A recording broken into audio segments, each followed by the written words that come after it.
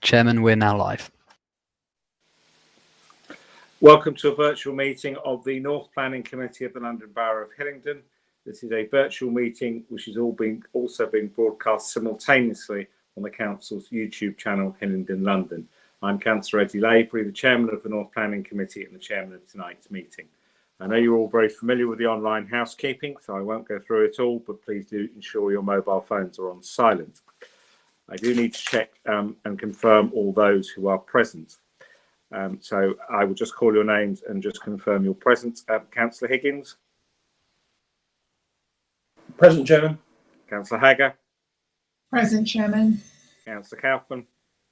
Here, Chairman. Councillor Melvin. Present, Chairman. Councillor Morgan. Good evening, Mr. Chairman. I'm present. Thank you. Councillor Oswald. Present, Chairman. Councillor Dott. Present, Chairman. Councillor Singh. Present, Chairman. And the officer team, Planning Officer James Wells.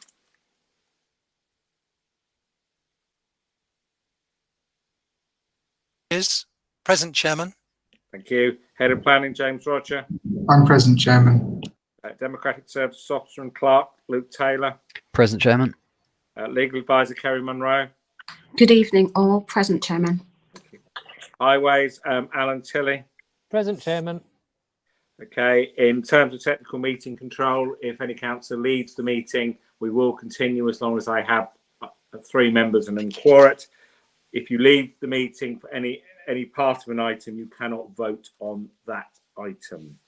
We have no apologies for absence tonight. Are there any declarations of interest in matters coming before tonight's meeting? I see no indications on my screen. The minutes of our previous meeting, which was the 14th of October, are in your bundles. Can I take those as agreed? Yeah, lots of thumbs up. Thank you.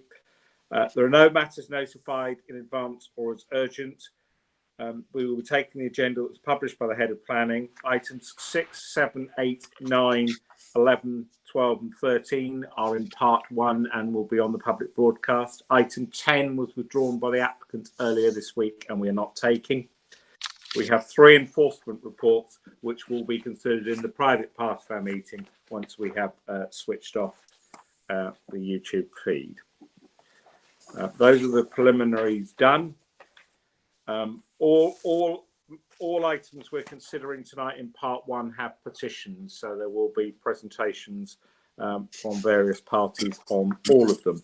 And as normal in these meetings, Luke will read those for us at the appropriate time. James, could I ask you to start, please, with the first item, item 6, 49 Beach Avenue, Ruislip, when you're ready. Thank you, Chair.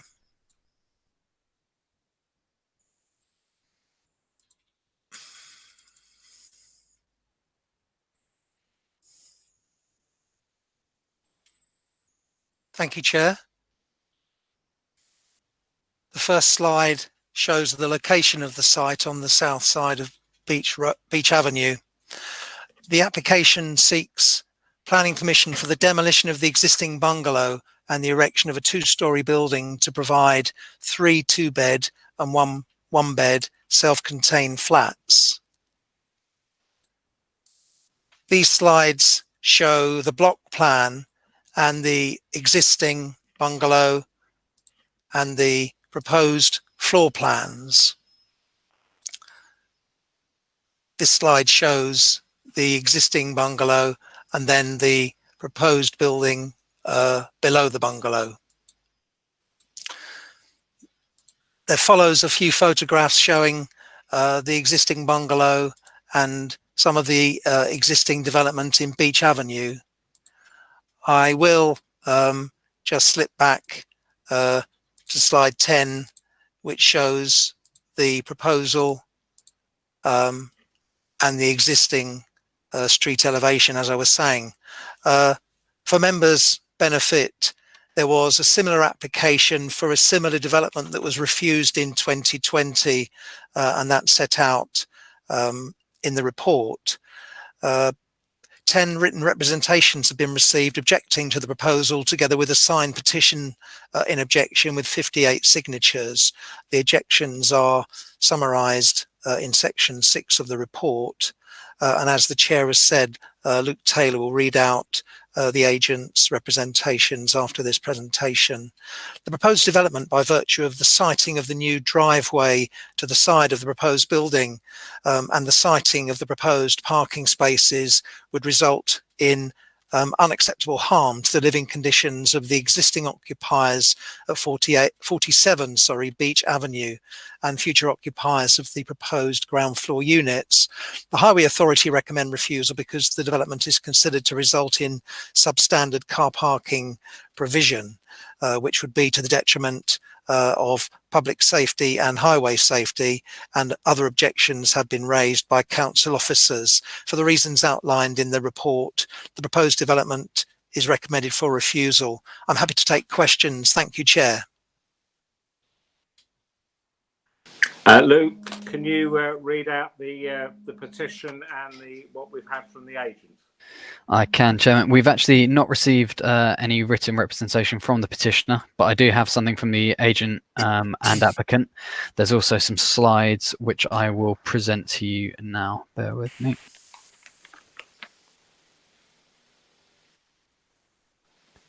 So I'm hoping you can see the slides now. Yeah, can. Okay, lovely. So in terms of the representation from the agent applicant, it states that slide 1, which refers to objection 1, examples of similar parking arrangements and developments along Beach Avenue. So the driveway to developments number 21 and 23 Beach Avenue with parking at the rear, the driveway to development 29 Beach Avenue with parking at the rear, and the driveway to development 31 Beach Avenue with parking at the rear.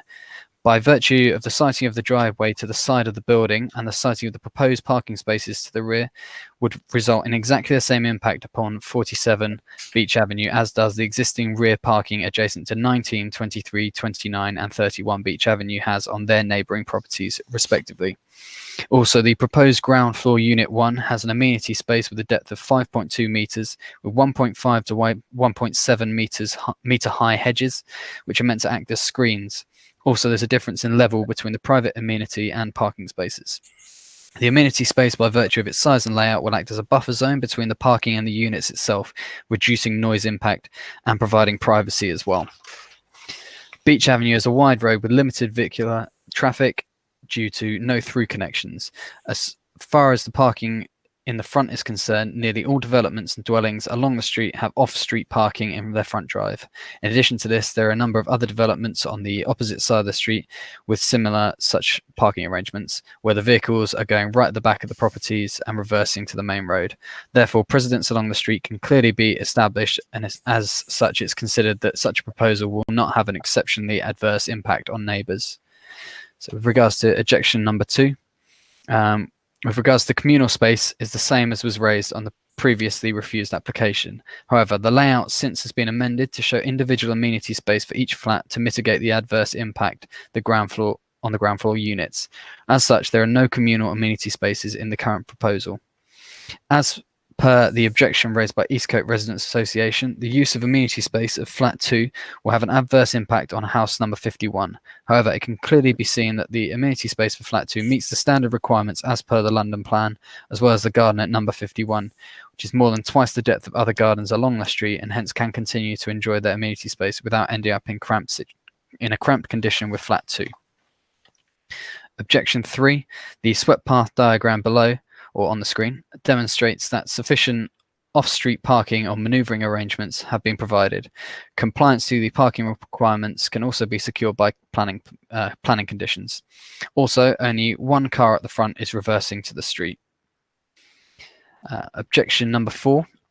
The proposal sits well on the site in terms of size and character and meets the recommended standard for GIAs and amenity space, including car parking with charging points, cycle and bin storage. The overall site is 565 square metres, out of which 276 square metres have been allocated to soft landscaping, which forms 49% of the total site area. The overall covered built area, including refuse and cycle store, is 157 square metres, which is only 27.7% of the total site area, with sufficient space to mitigate this impact by way of soft landscaping. Hence, the proposal will not result in overdevelopment of the site and would therefore not be detrimental to the visual amenities of the street scene and character and appearance of the wider area. In addition to the, bear with me, I'll just make sure I'm in the right place. Yep. In addition to the above, the applicant would like to bring to attention that the site has no TPOs, hence there's no mandatory requirement of submission of tree reports with the planning application. Neither in pre-planning nor in the first refusal tree report was requested. The proposal allows for replacement trees in the form of hedges and other plants. Landscape proposal can be developed further by way of planning conditions. In the meantime, the applicant is happy to provide a tree report. And then we just received 2 further slides, which is the layout comments. So I'll just let you see that one, which is annotated at the bottom. It says ground floor plan showing the stacking of wet areas. And then alternate first floor plan showing the stacking of wet areas. So if that's everything, I will just stop there. Thank you, Chairman. Thank you, Luke. Nothing from ward councillors? No? No, we haven't received anything on that one. No, so that's it then in terms of items Yeah, for committee. Right, that's the in that representation. case, I will start with Councillor Oswald, followed by Councillor Higgins. Thank you very much, Chairman. Yeah, I've had a good look at this report. I think it's a pretty solid report, and there are enough reasons to refuse it because it's not compliant. And if you look at page 22 in number 10, the conclusion just wraps it up, Chairman. So I'll move the officer's recommendation for refusal. Thank you, Councillor Higgins. I couldn't have said it better, and I will second that. Okay, I have no other speakers indicated, so I'm therefore take it the rest of you are content with the officer report. So the proposal is to accept the officer report for refusal. So Councillor Higgins proposed. Councillor Hagger? Yes, for Chair, for officer refusal. Councillor Kaufman?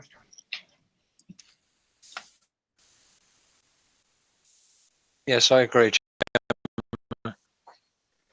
Councillor Melvin? Yes, I agree with the refusal proposal. Councillor Morgan? For, Mr. Chairman. Okay, Councillor Oswald moved the report. Councillor Dott? Thank you, Chairman. For officer recommendation. Thank you. Councillor Singh? For, Chairman. Thank you. I make that 8 votes for officer recommendations, and therefore the application is declined. Yes, I agree with that, Chairman. Yep. Okay, I move to item 7, which is 1 Manor House Drive, Northwood. James, when you're ready. Thank you, Chair.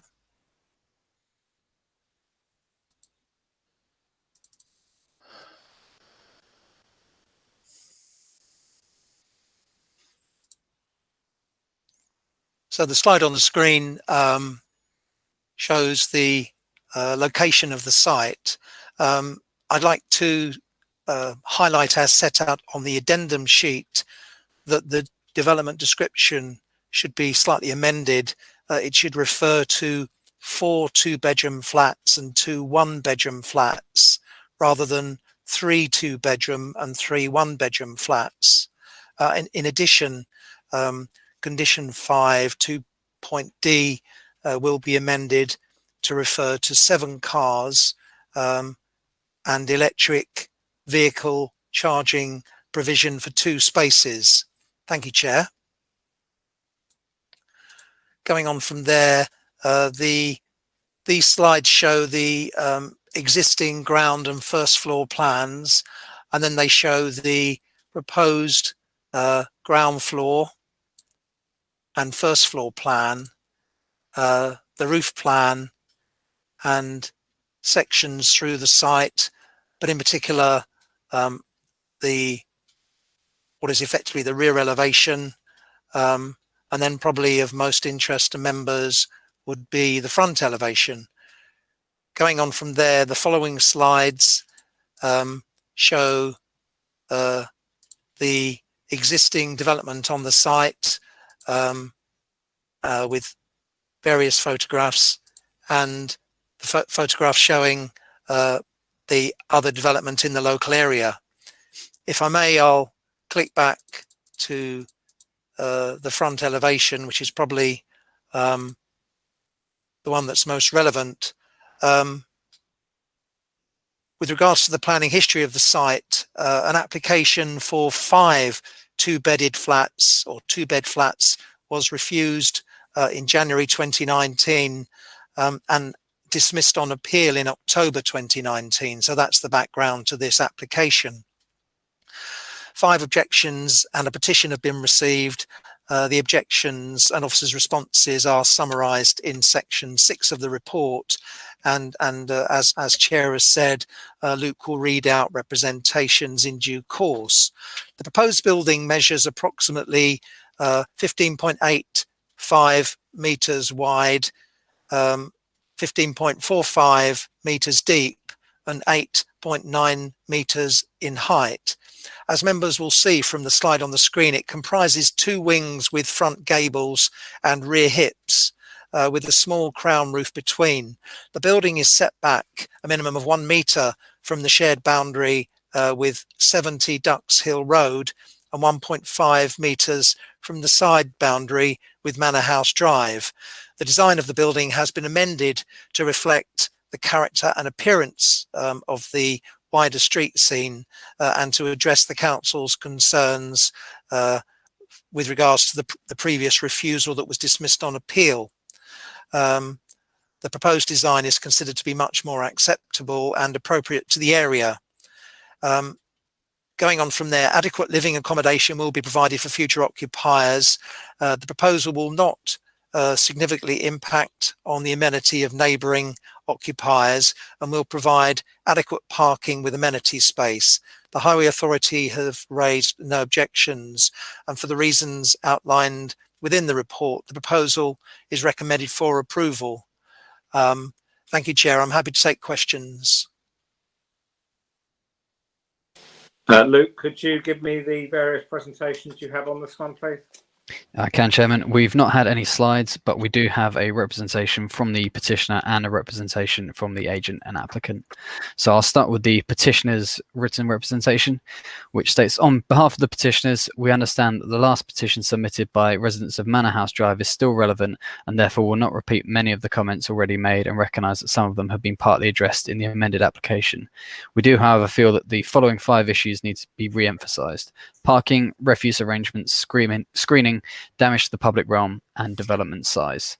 So we'll start with parking. The council has accepted that there is a parking problem. The council wrote to the residents of Manor House Drive in July 2020 suggesting a restricted parking scheme for part of the road to improve the situation. The residents did not accept the council's suggestion on the grounds that this is not caused by daily commuters but by overspill parking by residents of Ducks Hill Road. The problem is mainly overnight and early morning, so a midday 1-hour restriction, which was what the council proposed, would not solve it. This would only move the parking problem further up into the remaining unrestricted portion of Manor House Drive. The fact that the residents did not accept the council's suggestion does not mean the problem has been resolved. We believe that the development of 1 Manor House Drive with its limited parking provision will only exacerbate the situation. With the likely number of cars owned by residents of the proposed flats, we do not agree with the officer's report that the proposed development has sufficient parking places. In our opinion, it will lead to significantly increased on-street parking. Domestic refuse. As residents of a single-family home residential close, we would be averse to the waste from the development being left on the curbside on a Sunday evening ahead of a Monday morning collection. Is the intent that the borough's refuse collectors would have access to the site to collect directly from the bin store? If not, and the refuse will be left on the side street, then what protections would we have as residents of the street to make sure that the refuse does not pile up on the drop curb of 2 Manor House Drive, blocking access to that dwelling, but also a visual eyesore to the street, and that refuse is not left for prolonged periods of time on the street at the entrance to Manor House Drive, causing a potential health and safety hazard? There was nothing in the plans detailing how waste and refuse would be managed, and we believe any planning permission, if granted, should be made with strict conditions around waste management. Screening. I can see from the plans the developer has made allowances for trees to be planted in the garden, providing a visual barrier to the development from the properties behind. We request that a condition be inserted into any planning consent requiring a tree screening to a minimum height to be maintained at all times, with appropriate replanting if and when a tree dies. Not only would those trees help break up the size and scale of the development, but they would also provide some screening and help maintain privacy for both the development and all the overlooked properties on Manor House Drive. Damage to public realm. A development of this proposed proposed scale could well lead to damage to the roadway of Manor House Drive, we ask conditions are imposed whereby the roadway, pavements, grass verges and general street are to be restored by the developer after the development is finished. And development size. We consider this proposed development to be too big for the site and completely out of character with the surrounding residential homes. We feel that it would have an intrusive and adverse effect on neighbouring properties and their privacy and amenity. The size of this development, we are sure, would not be considered if it were not a corner site. We feel that if its application is approved, it would create a bad precedent for development in the vicinity generally. Which brings me to the agent and applicant, who have stated, thank you to the committee for taking the time to consider this application. The case officer's report is detailed and the result of almost a year's worth of negotiations, not to mention previous applications which set out the template for what is or isn't acceptable on the site. As a starting point, it's been accepted previously by both the Council and Planning Inspectorate that the principle of demolishing the existing dwelling and replacing it with a block of flats is acceptable. This position is not one that can or should be revisited by the committee, as it would be inconsistent with previous findings. Previous concerns all revolved around the size, scale and bulk of the proposed building and its visual impact on the street scene, especially its relationship with neighbouring property, as well as concerns about space, amenity and amenity standards.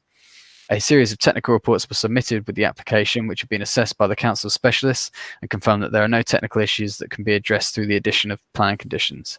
Parking, amenity level and space standards are subject to specific policy tests, which take them beyond subjective questions.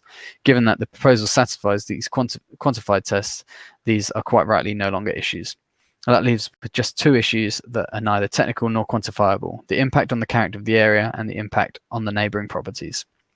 In terms of properties on Manor House Drive, these are generally large detached properties running along a relatively consistent building line parallel with the highway. These properties vary in design, but are of a relatively consistent scale, irrespective of whether they are in use as a family home, a single family home, or separated internally into flats. That's important here because suitable design, such as the proposal here, should be considered as whether the building itself is in visually keeping with the character of the area. All properties vary in style, materials, roof form, size and types of residential development, and this merely demonstrates and adds to the irregularity in the street scene, and that there is no strong prevailing character within Ducks Hill Road. Furthermore, and of specific reference to the application site, any established linear pattern of character is diluted by the extensive, effectively backland development of Manor House Drive to the side and rear of the application site. The proposed development is of a scale consistent with the surrounding properties. Whilst more development could be achieved on the site, it's important to match these characteristics, and the proposed design achieves these aims. One thing in the officer's report that does need to be clarified is where it says 3 times that the design of the building has been amended to reflect the character and appearance of the wider street scene, and the bulk of the roof has been reduced to that previously considered unacceptable. This should read that it has been reduced from what was considered unacceptable. In other words, the bulk of the roof has been reduced, so whilst it was an issue with the previous application, it's now an acceptable level. The proposed development would respect the character and appearance of the street scene and the neighbouring area, and will provide adequate living accommodation for future occupiers. In terms of the impact on neighbours, the proposal fully complies with measurable issues such as the 25 and 45 degree lines from neighbouring properties. So again, this is only a subjective issue. Residential amenity includes the assessment of privacy and overlooking. In this instance, the proposal mirrors the existing 2-storey height, orientation and setting from the west boundary with 76 Ducks Hill Road. Therefore, the proposal would not create additional overlooking above that of the existing dwelling on site. Likewise, the first floor side windows would not be closer than the existing arrangement, so as not to impact the levels of privacy of 76 Ducks Hill Road. The proposed development has a very similar relationship with the neighbouring properties than the current dwelling. The proposed design is in keeping with the scale of development prevalent in the character of the area and the street scene. There are no other technical issues or measurable failings of the application, and therefore, finally, after considerable negotiation with council officers, this is now in a position where planning permission can be granted. The proposal will result in the more efficient use of the land and should therefore be supported by the council. That's everything I have. There was nothing from ward councillors on that one. Thank you, Luke. Can I ask James Roger just to come in before we start the debate on this one, please? Yeah, there's just a few condition tidies I want to do, which may actually help address one or two of the issues raised by the petitioners. So the residents in the rear of Manor House Drive are concerned in terms of their outlook. The layout plan currently has a cycle store and a bin store hard up to a boundary, but it's not clear that they're screened. And I think it'd be better, rather than having the refuse storage and cycle storage and effectively part of a big landscaping condition, to have them as separate conditions, such that we can ensure that A, they are screened, and screening could come up quite a number of times in the petitioners, the presentation Luke did on the petitioners, and also that enables us to ensure that the final details are completely satisfactory for the bin and cycle storage. The other point I wanted to make concerning conditions is more pointed detail, that there's a noise condition that requires a noise report. This is to do with traffic noise.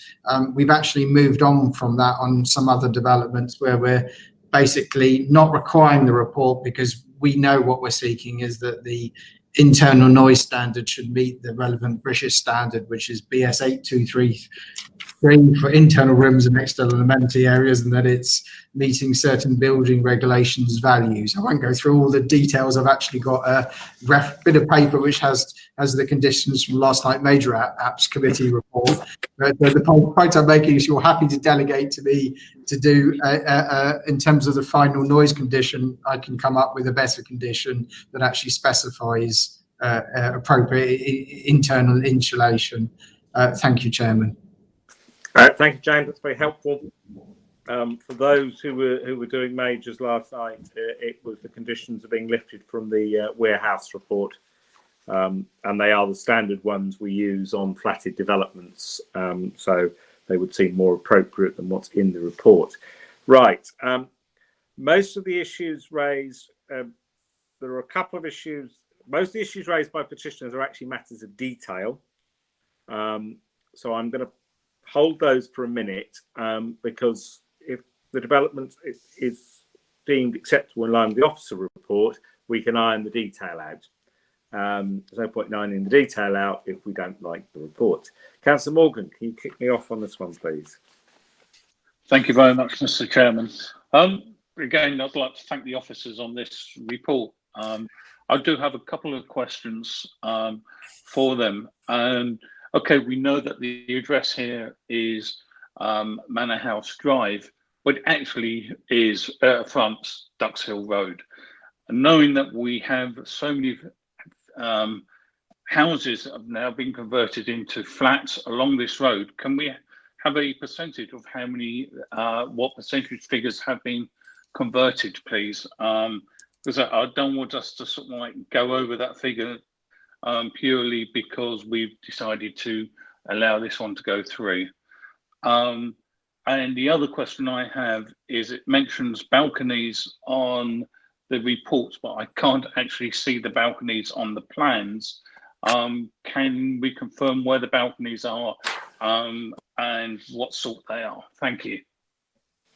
James Wells, please. If I look at balcony. Sorry, I don't know how many flats there are in Ducks Hill Road. Excuse me, we haven't looked at that with regards to this development, because as Councillor Morgan has said, the site is in Manor House Drive, and my understanding is there's a very low number of flats in Manor House Drive. If I can jump in to help on this. So in Ducks Hill Road, there are definitely sections that exceed the 10% rule. So I know completely where Councillor Morgan is coming from. And on different sites, it could be a big issue.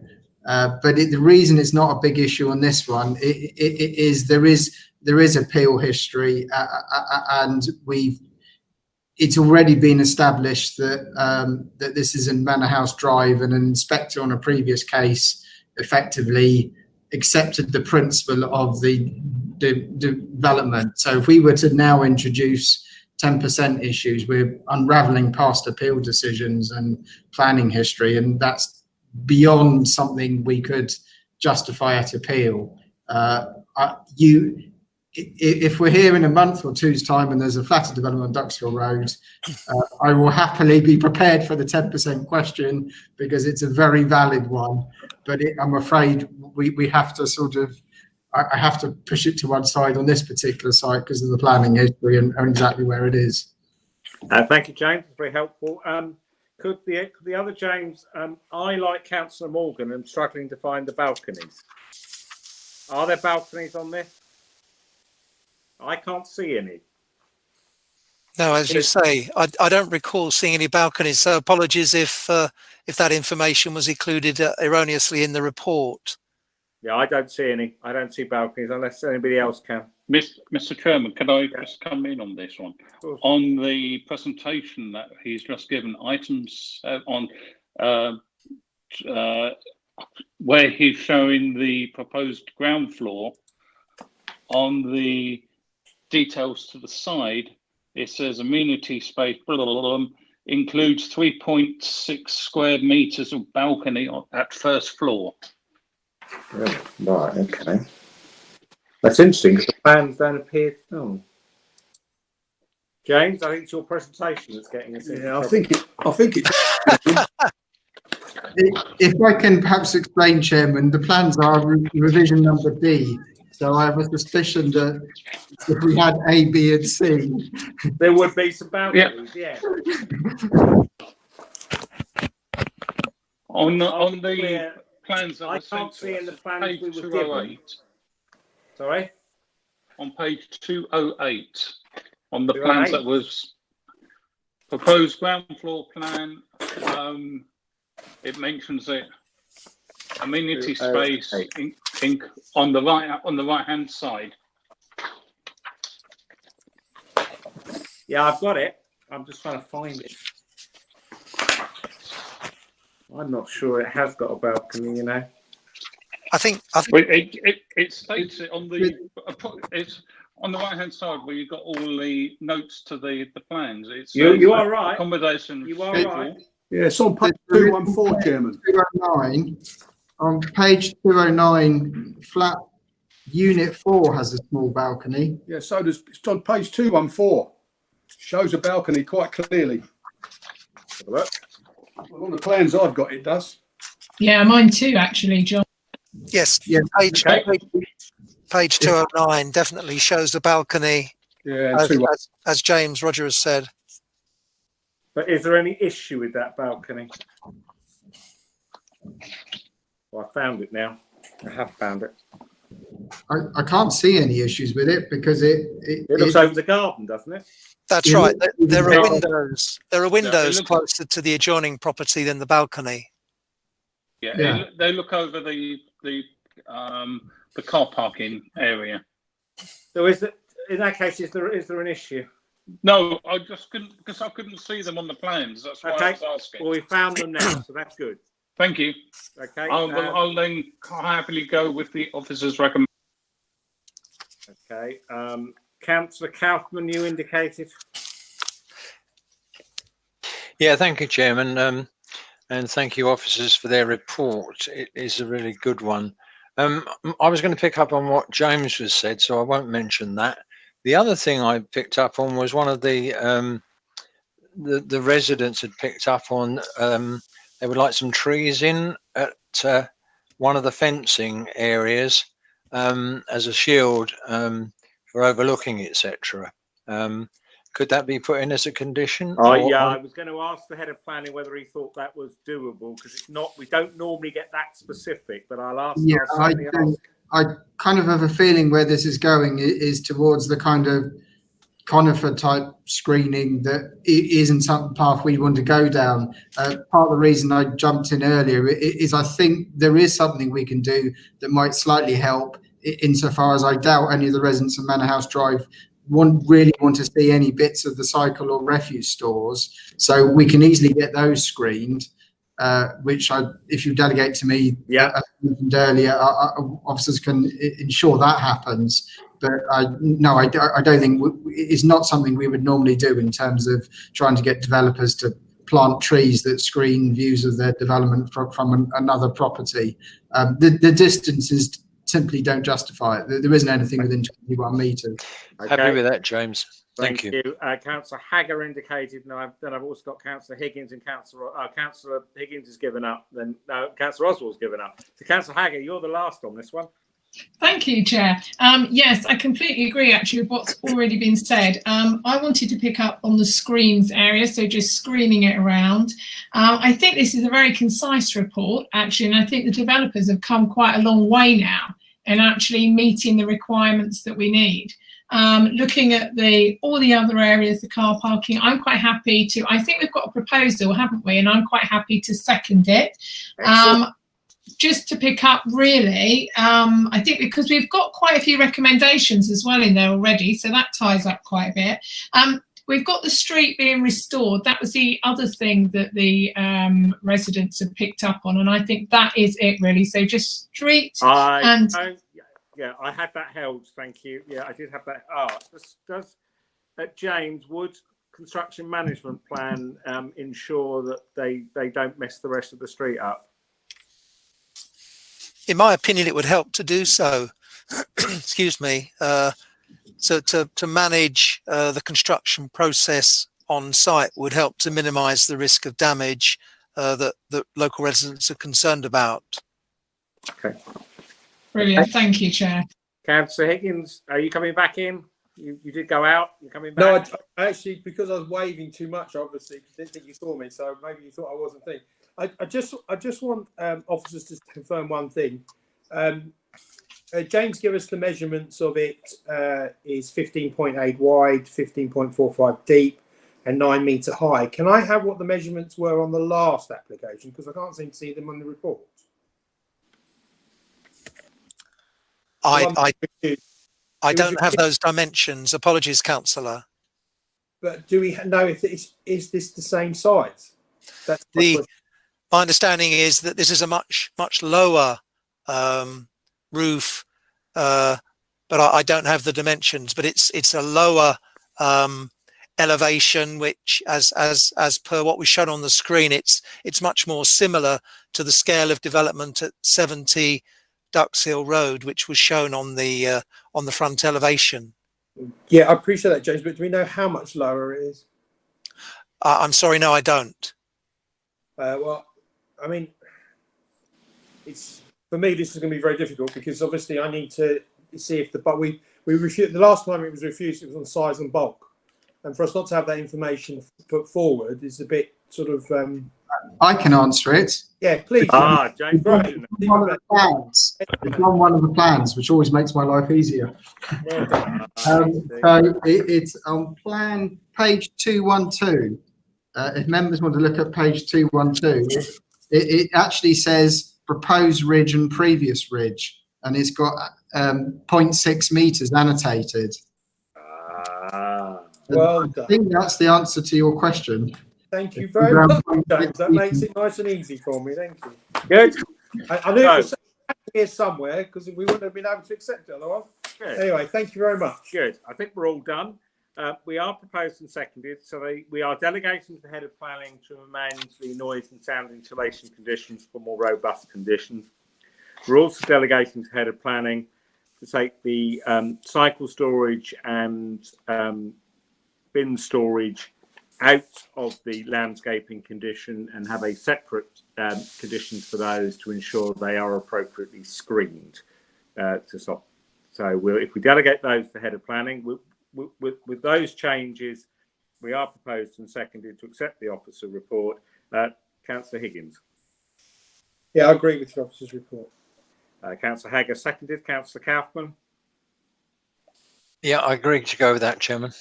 Councillor Melvin. Yes, I'm happy to agree with that. Councillor Morgan moved it. Councillor Oswald.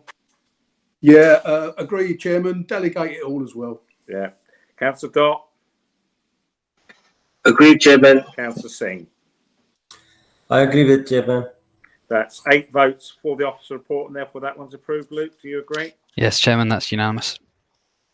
Good. I therefore move to item 8, Wildwood 25, the Avenue Northwood. James, when you're ready. Thank you, Chair.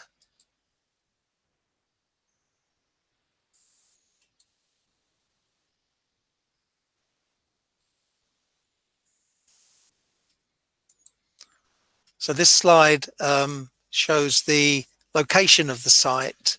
The application seeks planning permission to erect 4 two-storey, 3-bedroomed terraced dwellings with habitable roof space, parking and amenity space, and the installation of a vehicular crossover to the front following the demolition of the existing dwelling. These slides show the existing house to the top of the slide and the proposed flats to the bottom of the slide. And there are more details of the proposed flats, including a detailed layout of the site. And then once again, a comparison with the adjoining properties. These photographs show, these are, as it were, a sort of a CGI artist's impression of the proposed development. This photograph shows the existing house with the adjoining properties, the rear garden area and the rear of the property. If I click back to the slide that shows the existing house and the proposed house, I'll begin by mentioning that an application for similar development was similarly refused in December 2007. 7 letters of objection have been received, 1 commenting on the application, as well as a petition in objection with a total of 27 signatures. The objections are summarised in section 6 of the report. Luke will read out representations from the petitioners in due course. The proposal, as members can see, is a substantial building spanning most of the plot. However, the overall bulk would be exacerbated by the roof form, which would have a bulky appearance, failing to respect the architectural character of the wider area. The proposed building would project approximately 8 metres beyond the rear of 81 the Avenue to the west at ground floor and 5 metres at first floor. Given these dimensions,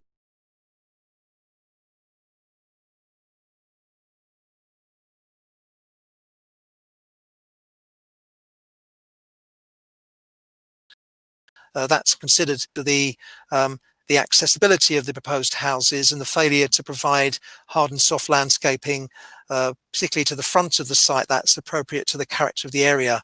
And for those reasons, the proposed development is recommended for refusal. Thank you, Chair. I'm happy to take questions. Luke, thank you for that, James. Luke, could you read the petition and any other submissions on this one, please? Yeah, no problem, Chairman. We've just had a written representation from the petitioner for this item, so I'll read that out now. It states, Mr. Chairman, ladies and gentlemen, thank you for this opportunity to put forward the concerns that some of the residents of the Avenue Northwood have in respect to the proposed redevelopment of number 25 the Avenue. All the residents that live close to the proposed development have signed the petition. I note that in the report prepared by the Head of Planning, Transportation and Regeneration, recommendation for refusal has been made. I agree with this recommendation. In the second paragraph of this report, the reasons for refusal are set out.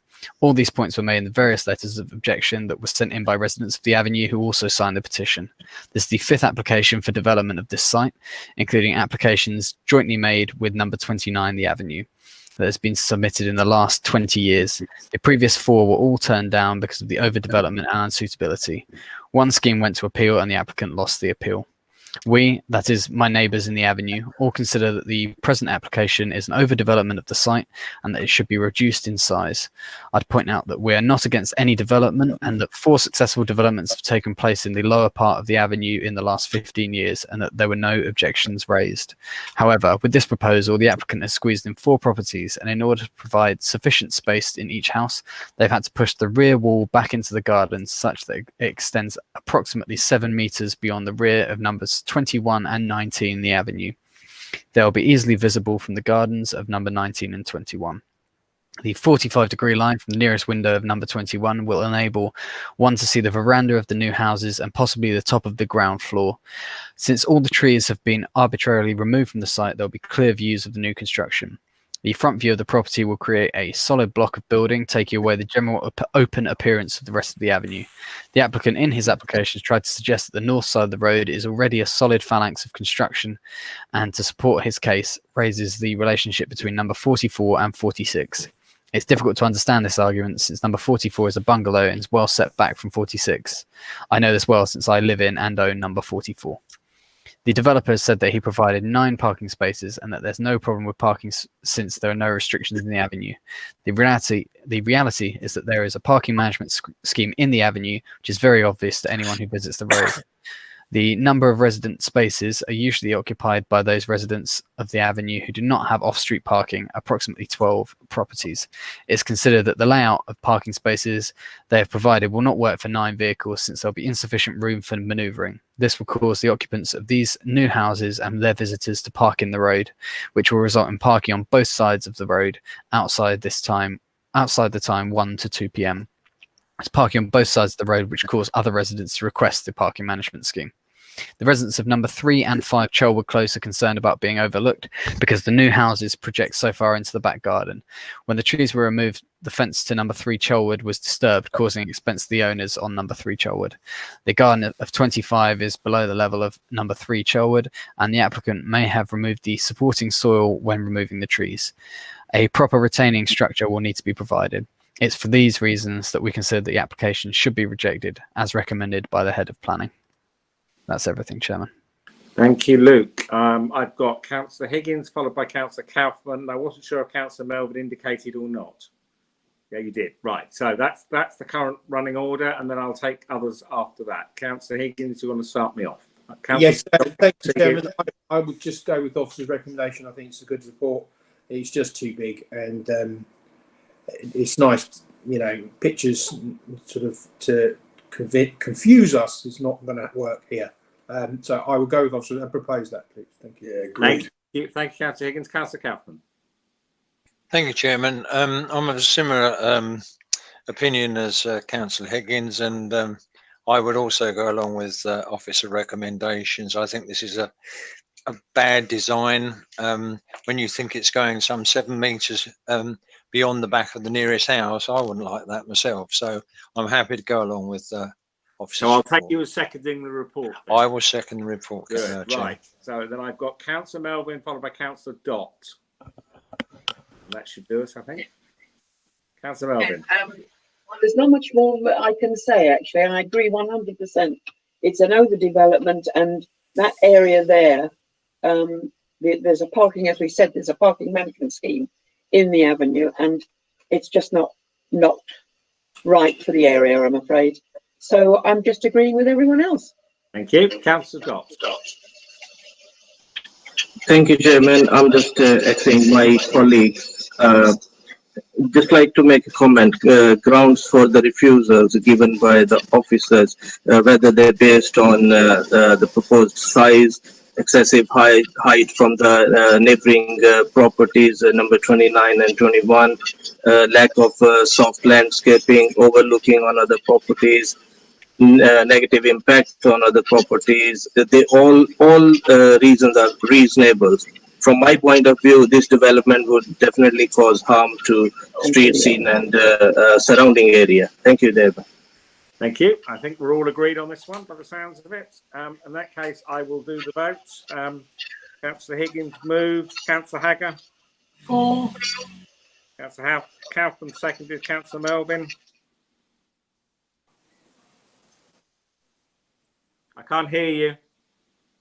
Oh, sorry, I pressed the wrong button. Just one question. I noticed that there was a removal of a lot of trees.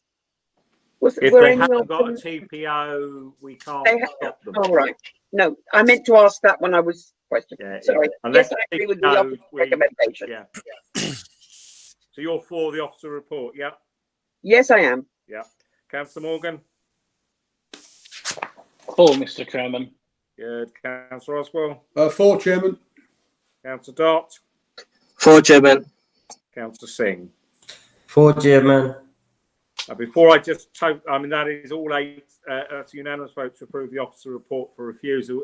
James Wells, can I just double check? That wasn't a TPO site, was it? No, that's right. That's right, Chair. That's fine. I just wanted to double check I was right. Okay, I move to item 9, which is 18A Elgood Avenue Northwood. James, when you're ready, please. Thank you, Chair.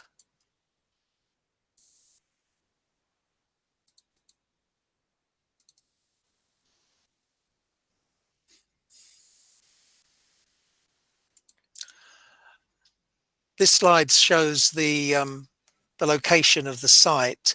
The application seeks permission for the installation of a paved patio with timber railings and gates to the southeastern side, and part 2-story, part single-story, side, rear, front extension and roof lights. I would like to explain at this stage that this is a part retrospective application. The extensions to the house have already been completed, and I'll provide more detail subsequently. There is unlawful timber decking on the site with a valid enforcement notice served. This application is submitted to rectify these matters. The proposed paved patio measures approximately 3 meters in depth, 10.2 meters in length, and 0.42 meters high, which is approximately the same floor finish as the dwelling house, because the garden falls away from the dwelling house. Thank you for bearing with me. Back to the slides.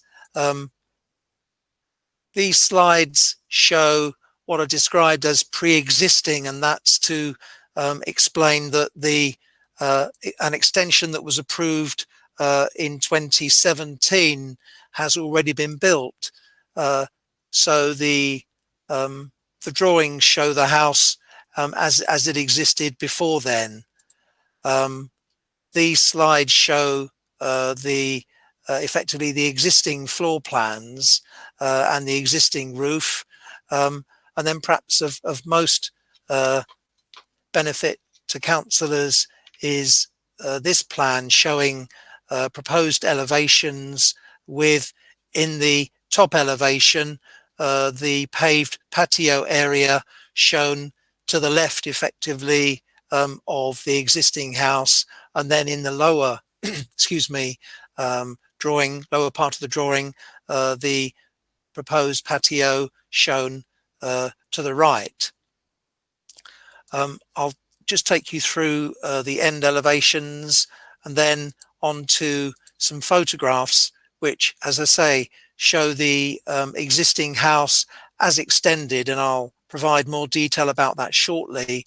But most significantly, the photographs help to show the existing rather ugly patio, which is unauthorized, and it's against this that the enforcement notice relates. And essentially this application is about ensuring the satisfactory removal of that ugly structure. And I'll provide a bit more detail about the history of the site. So I'll just click back to the elevations that I dwelled on most recently.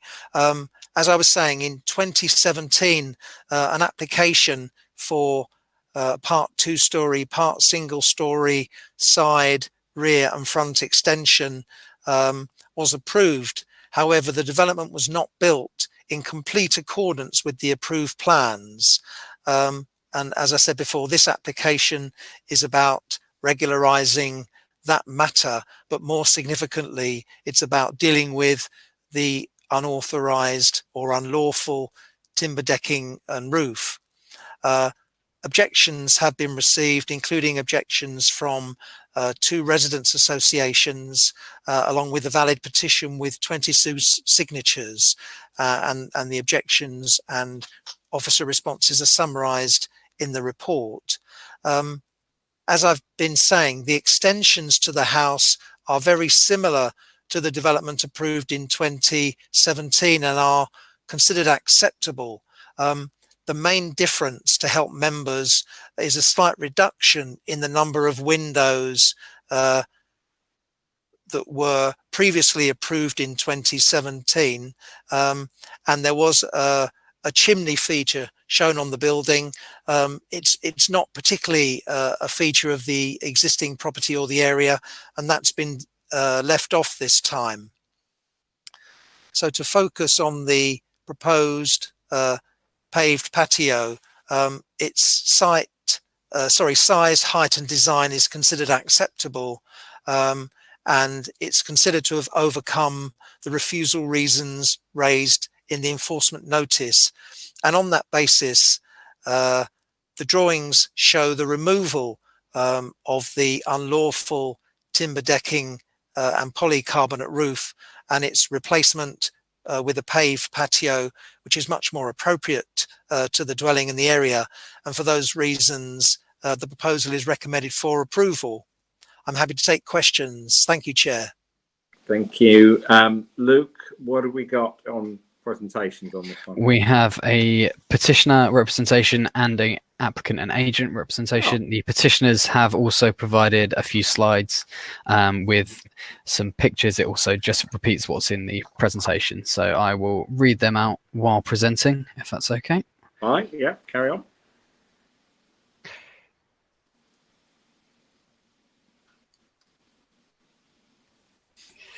Okay, so the petitioners, the petition is from Gateshill Residents Association objecting to the proposal. It states, in March 2019, the council issued an enforcement notice requiring the removal of the veranda. One reason was the single-story side extension veranda by reason of the siting of the structure in close proximity to the rear windows of 19 Gatehill Road is considered to unduly detract from the amenities of the occupiers of this property. The single-story extension veranda is considered to have an adverse impact on the privacy currently enjoyed by 19 Gatehill Road. In dismissing the appeal, the inspector wrote, due to the relative positioning of the appeal property and the neighbour at 19 Gatehill Road, the rear garden of number 19 can be overlooked from the veranda. Whilst this could be mitigated through conditions requiring additional planting and other screening, this would not overcome the harm caused by the structure to the character and appearance of the area. We do not believe that the refusal reasons have been overcome. The harm on the area. The applicants are proposing to remove the plastic roof and reduce the depth of the raised platform.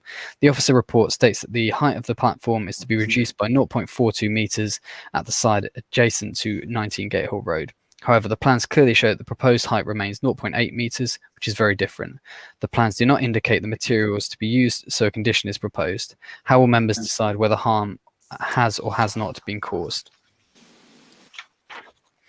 The effect on the neighbour at 19 Gatehill Road. No attempt to address the effect on neighbours at 19 Gatehill Road has been made. Quite the opposite, in fact. These photos from the London Borough of Hillingdon website show that rather than adding screening or making additional planting as the inspector suggested, the applicants have done the exact opposite and removed huge sections of greenery. This has left the neighbours feeling very exposed both in their garden and inside their home. The ground adjacent to the boundary shows the cleared land. The windows and patio of neighbours at 19 Gatehill Road are even more overlooked than before, and exacerbated by there being no reduction in the height of the raised terrace. The harm to 19 Gatehill's amenity has actually increased, so we ask that the plans must be corrected to reflect the agreed reduction in height of the terrace, and any approval be strictly on this basis. The materials clarified and a screen added to the veranda, and a mature planting scheme be conditioned as the inspector advised. The approved extension. The applicants have also been asked to submit retrospective plans to cover the many changes they've made whilst building the approved extensions on 3 other sides of the property. We remind members that the aforementioned trees and shrubs which have been removed were conditioned to be protected and retained in the approval notice. They have not. The front wall of the property has been brought forward, so there is only space for 1 car to be parked in the applicant's frontage. The garage is the required second space. Garage windows have now been enlarged and a new access door from the sitting room has been added. We ask that a condition is added to any approval for the garage only to be used to accommodate private cars and not be used as living accommodation. We also ask that the bathroom window be properly obscure glazed for privacy reasons. The secondary side facing window in the master bedroom be obscure glazed for privacy reasons, and like all other side facing windows on the estate is to be unopenable below 1.8 from internal floor finish. The new window in the dressing room should be bricked up as a roof light has also been fitted. These measures would improve the privacy for neighbours. Therefore, in summary, the amenity for 19 Gatehall Road has been severely harmed. The plans do not show a reduction in height of the raised terrace, nor the materials to be used, so we ask that this application be deferred for clarifications.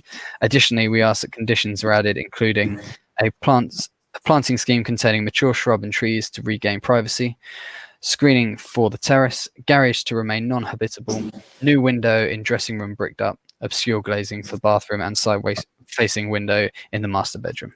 Thank you. So I just stop sharing there. Applicant or agent?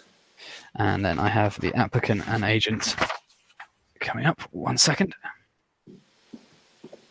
So they write, thank you for the opportunity to make a representation. The orientation of the plot means the unusable garden areas to the side of the house rather in the rear. Our primary and overriding objective behind the development is to provide safe and usable access to our main outdoor garden space for our young children and ourselves. It should be also noted that for the large part, this would only be refreshing the pre-existing paved area which has stood at the site for many, many years. We're aware that the GRA has a history of petitions and aggressive tactics on planning matters, but this is the first time we're aware of these having been directed at resident inhabitants rather than non-resident investors. It seems that the area of special local character definition extends only as far as the street scene and visuals of the estate and not to the character, conduct and behaviour of residents. In contrast, we have employed a consultant to deal professionally with the application and to reach an agreed solution with the local authority, which has involved concessions and on our part, In-depth discussions have been undertaken between planning professionals, our consultant and council officers to agree solutions. The planning statement that was produced demonstrates why the application should be supported in policy terms. The case officer's report confirms that the proposed and completed works are fully compliant with all applicable and relevant local planning policies. The points of objection raised all seem to be emotional and intentionally aggravating in nature, perhaps designed to influence a committee which has never visited the site. However, both the case officer and conservation officer have recently attended, and their assessment has been carried out having viewed the site in the context of the surrounding area on behalf of the council. Indeed, the GRA present half the facts in their representation, citing an extract from an inspector's report to state, due to the relative positioning of the appeal property and the neighbour at 19 Gatehall Road, the rear garden number 19 can be overlooked from the veranda. However, the GRA neglects to finish the inspector's thoughts, which go on to state this could be mitigated through conditions requiring additional planting and other screening, a clear attempt to tactically influence by using only a portion of the stated facts. In contrast, the case officer report on the current application dismisses all the stated objectives based on current planning law, stating the following: the Conservation and Urban Officer. In my view, the decking itself is inoffensive and provides safe, level and accessible amenity space at ground floor level within a garden which generally slopes away from the house. And the case officer stated, given the above, the proposed patio size, height and design is considered to be acceptable, and the revised design is considered to fully overcome both the inspector's concerns and the refusal reasons raised in the enforcement notice. Given the above, the proposed development is considered to be in accordance with policy DMHB 11 and DMHD 1 guidelines and is not considered to have an adverse impact on the amenity, daylight and sunlight of adjacent properties and open space. We're simply seeking approval to make a patio area adjacent to the dwelling house as it leads out onto a main garden area. Refusal would be discriminatory and highly restrictive to the enjoyment of our garden amenities. Given the full support of the council's planning team, which helps to clarify adherence to all applicable planning policies and a clear lack of credible objections, we hope the committee sees fit to back the judgment and decision to approve the application as made by the council's own unbiased and objective planning professionals. That's everything, Chair. Thank you, Luke. Councillor Higgins. Well, you know, this is one of my pet hates, retrospectives, and I know it is, but this one is there's a lot in there from the objectors that I think officers really need to make sure that those things are covered. I can't have a problem with a patio. It's a patio. But the fact is there is definite issues of overlooking things that haven't been done properly from the previous application. And we really do, if this means approving this and then taking enforcement action, I have no problem with it.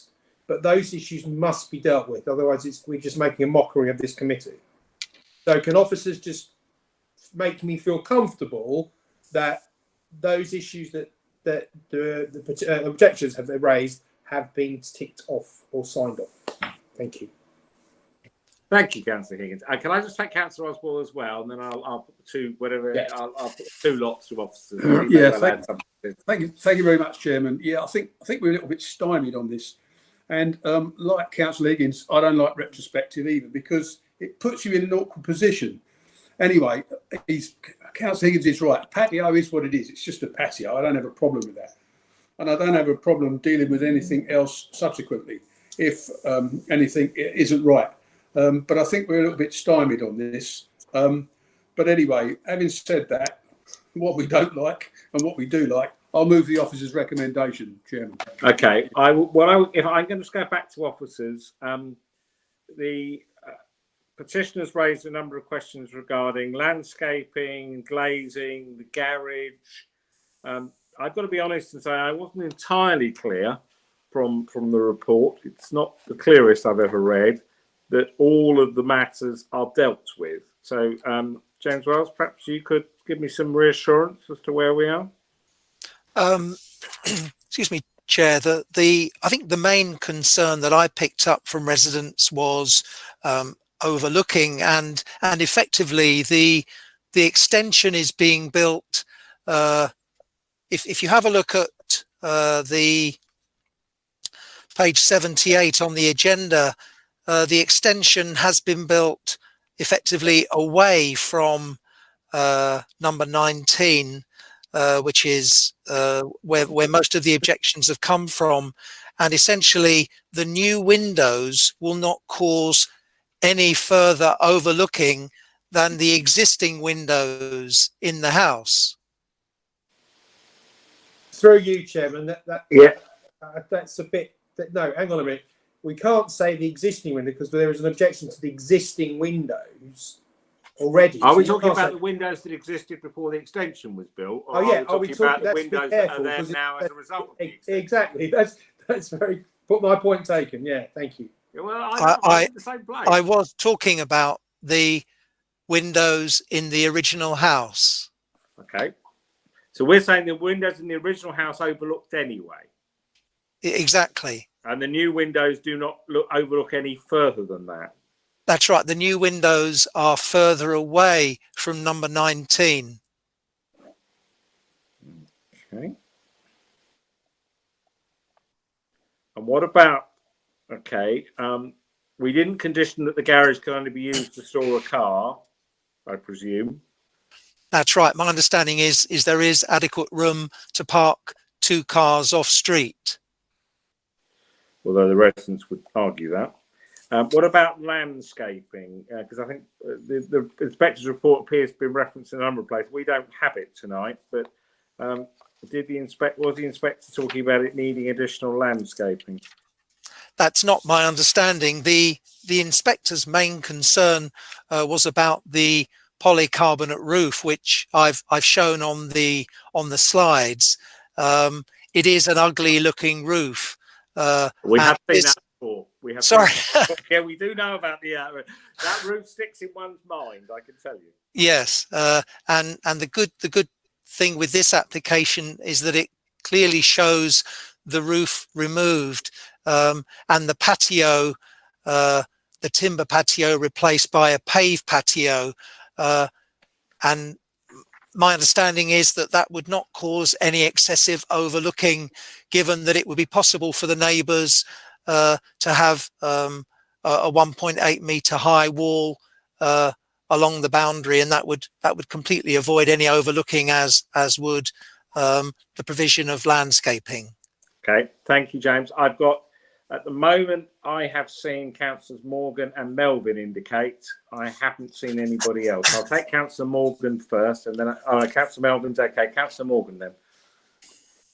Thank you very much, Mr. Chairman. On this veranda, patio, whatever you wish to call it. We're into a patio now. It's simpler. Veranda, brand. Okay, I mean, so the issue that we have here is the overlooking from this patio veranda into number 19. Unfortunately, looking at the photographs, it appears that instead of listening to the inspectorate's report and putting up more green space or more green walls, they've taken it down and so has opened up the area even further. I think building a brick wall that as suggested by James is totally out of character in this particular area, and that it has to be a green green hedge or something like that. You know, at the moment, you know, if we're to keep the veranda, then we're then saying, hey, you can overlook number 19, no problems at all. So we do need to make sure that we have something there. And as I said, a brick wall is totally out of character. Anybody else coming in? No. Right. Can I come back to officers with that?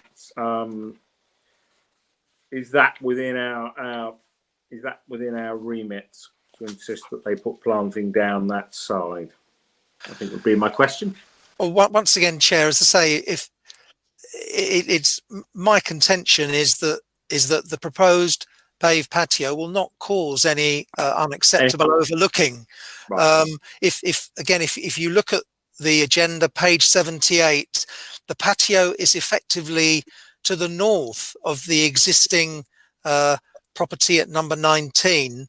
And standing on the patio, you will effectively see the side wall of number 19. Okay, perhaps James Roger will give us, have you anything to add on this one, James, before I bring it to a close?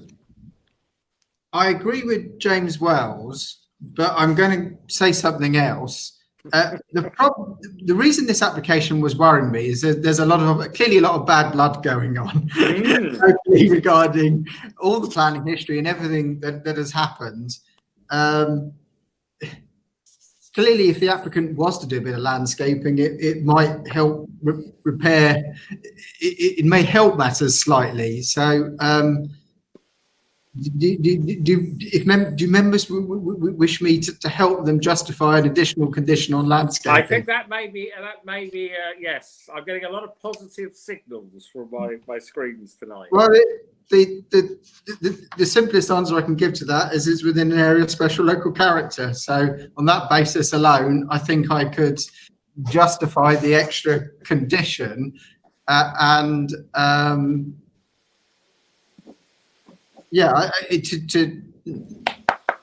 yeah. Okay, so if we delegate you to add a landscaping condition to this report, I think we've got about as far as we can with it. Yes, Councillor Higgins, do you want to come back on anything else? Yeah, and then I'd be happy to second it if that was the case. That's what I'm proposing. Yeah, because the thing is for us, it's not so much the overlooking from the patio is a red herring.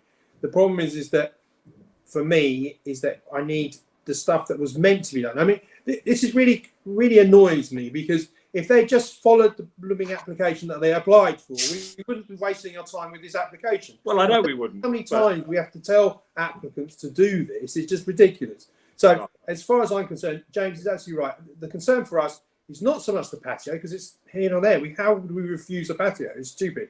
It's about what should have been done in the first place and making sure that is put in place. Right. So we add a landscaping. We delegate the head of plan to add a landscaping condition to this report, and then we're good to go, I think. So Councillor Higgins has seconded. Councillor Hagger. Yes, for, Chair. Thank you. Councillor Kaufman. For, Chairman. Thank you. Councillor Melvin. Yes, for, Chairman. Councillor Morgan. For, Mr. Chairman. Thank you. Councillor Oswald moved it. Councillor Dott. For Chairman. Councillor Singh. For Chairman. That's all 8 in favour of the officer report with the changes. Do you agree, Luke? That was approved. Yes, Chairman, I agree with that. Item 10 was withdrawn from the agenda. Item 11 is South Lawn High Road East Coast. James, when you're ready, please. Thank you, Chair.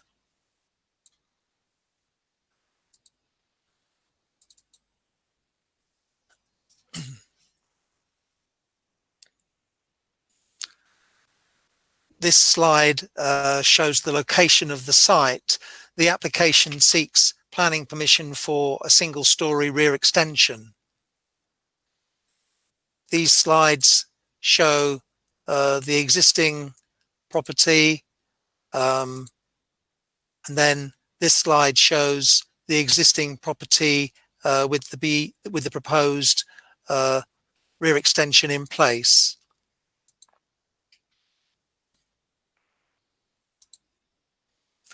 These photographs show the existing property and the type of property in the local area. If I take you back, please, to this slide that shows the proposed development. As set out in the report, relevant planning history, the site has an extensive recent planning history. With regards to this application, 2 written representations have been received objecting to the proposal, together with a signed petition in objection with 25 signatures. The objections are summarised in the report. Luke will come to those, come to representations from a petitioner shortly. The proposed extension would have a maximum depth of approximately 5 metres, a width of 9.7 metres, and be set under a flat roof with a maximum height of 3 metres.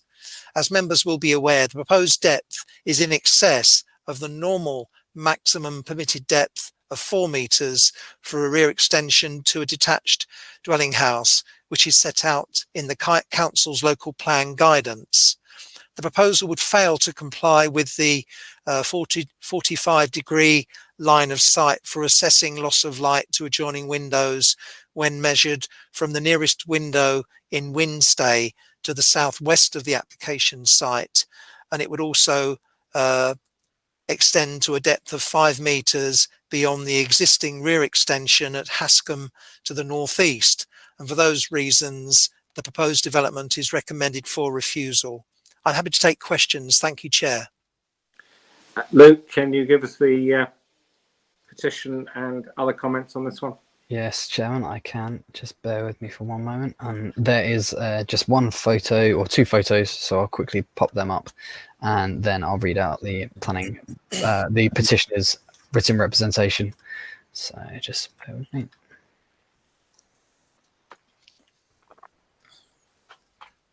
So it's solely this, showing obviously the building works taking place at the front garden at South Lawn. Excuse me. So I'll just take that down for you, as you can see that. Right, and the petitioner has written, since 2018, there has been 8 planning applications for the development of South Lawn High Road Eastcote. The planning history, which was attached to this, was circulated to members prior to the meeting. These have included a single-storey rear extension of various dimensions, conversion of garage to habitable use, a rear dormer window, front roof lights, a 2-storey extension to the rear of the building, a gym, and a single-storey outbuilding. Although some have been approved, others have been refused, and the applicant has then used legal subterfuges, the application for a certificate of lawful development for a proposed development, to proceed with the building. The building work so far completed has resulted into a 3-storey building, which is totally out of character with the surrounding houses, and a large outbuilding in the garden at the rear. The latest application has now changed the dimension of the single-storey extension to 5 metres in depth and altered the elevation of the roof such that a flat roof in application 20698 APP 2020-2038 is now replaced by a slightly raised roof in 2068 2068 APP 2020-2964. Although in the previous application, 2068 APP 2020-2038, there was a comparable area in the single-storey extension, which was refused by the Planning Committee, the applicant applied for a certificate of lawful development for proposed development, even though the depth of the single-storey extension is in excess of the permitted depth of 4 metres for a detached dwelling house. Our concern is that if this present application is refused, will the applicant delve into their multitude of planning application and resurrect another drawing? For example, a single-storey extension was requested together with other building extensions in 2068 APP 2020-853, which was refused by the Hillingdon Planning Committee, but was acceptable when an application for a certificate of lawful development for proposed development was applied, and another application, 2068 APP 2018-3688, for a single-storey extension of 4 metres depth was approved by the Planning Committee. The assumptions of President are inaccurate. The single-storey extension that was built at Midhurst Cottage in 2018 in points 5.5 and 5.6 is no more than 4 metres in depth. Anything larger would have had a detrimental impact on the adjacent house at Longmeadow. The single-storey extension constructed the side of Larkswood Rise, constructed to the side of Larkswood Rise, 15 Larkswood Rise, 0.5.4, was not a new extension, but replaced and converted an attached garage in the 1980s into a wheelchair-compatible bathroom bedroom. We are waiting to see whether the proposed gym on the side of the house with a pitch roof becomes reality, or whether it becomes a shed and described in later drawings. We sincerely hope that this latest application, which is deemed to be in excess of that permitted depth for a single-storey extension and would have adversely affect both of the adjoining houses, Winstay and Hascombe, which will be refused. Furthermore, the complete disrespect for this idyllic part of the borough by the owners of South Lawn can be observed by the state of the front garden at South Lawn, which was in the photos provided. That's everything on that application, Chairman. Oh, Chairman, you're on mute, I'm afraid. I forgot. Councillor Higgins, followed by Councillor Oswald, please. Yeah, I'll go with officer's recommendation. I don't get astounded many times, but this one has really taken the biscuit. I just can't believe someone's actually tried to put that through. But anyway, I'll go with officer's recommendations. Thank you, Councillor Oswald. And propose it. Yeah, thank you, Chairman. Yeah, I'll second that. Councillor Higgins is correct. You know, it's taking the mick in it, really. Thank you. Okay, I don't think there's much more to say on this one, Councillor Morgan. Very quickly. It is very quickly, Mr. Chairman. If the applicant decides to appeal this and they win the appeal, just throwing it out there at the moment, would they then be able to do something on top of this ground floor extension? Should we have something in there to say as a condition that you can't develop over that? As you are aware, Councillor, we can only assess the application before us. If the planning inspector make a different decision and then the applicant submits another application to build on top of it, we have to consider that on its merits. I think is the words that the head of planning might well use. And it's just I'm concerned that this is going to continue on and on. Yeah, well, that's all. And you know what it's like. The applicant is using a mixture of permitted development and applications to try and get what he wants. But we have to apply the processes we're given. I do sometimes wish we could do other things, but there we go. Right, Councillor Higgins moved refusal of this one. So the officer, if you're voting for the officer report, you're voting for refusal. Councillor Hagger. Thank you, Chair. Yeah, for officer's recommendations for refusal. Councillor Kaufman. For officer's recommendation for refusal. Councillor Melvin. Yes, for Chairman. Thank you. Councillor Morgan. For, Mr. Chairman. Councillor Oswald seconded. Councillor Dott. For refusal, Chairman. Thank you. And Councillor. For, Chairman. Thank you. That's all 8 councillors unanimously voting for the officer recommendation to refuse. Do you concur, Luke? Yeah, I agree with that, Chairman. Okay, the next 2 items relate to the same property. One is a planning application and the other is the listed building consent for the 6 Bells Public House at Hill Road, Ruislip. Clearly, the recommendations will go in the same direction, because if it depends what we do with the planning applications, what we do with the listed buildings. So, James, would you take us through this one, please? Thank you, Chair.